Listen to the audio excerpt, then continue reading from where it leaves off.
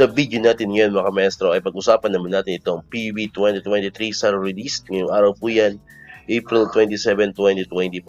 Upon checking nga po sa website ng DBM, nakakita po tayo dito ng tatlong mga bagong opisina na narilisan po ng kanilang PBB 2023 SARO ngayong araw. Alright, so unahin po natin itong nagmula sa Department of Labor and Employment o DOLE, particularly po sa Professional Regulation Commission.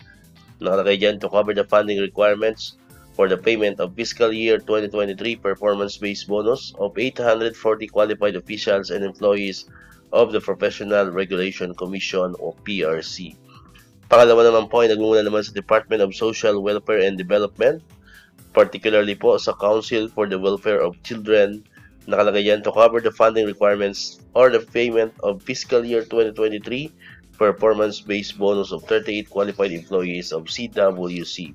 At ang pangatlo po, mga kamaestro, panghuli ngayong araw, ay nagmumula naman sa Department of Finance, particularly po sa Bureau of Local Government Finance. Nakalagay dyan, to cover the payment of fiscal year 2023 performance-based bonus to entitled officials and employees of the Bureau of Local Government Finance. Alright, so far po, yan po yung mga tatlong bagong opisina na narapisan po or nabigyan po ng kanilang PBB 2023 SARO. Update po muli ngayong araw, April 27, 2025.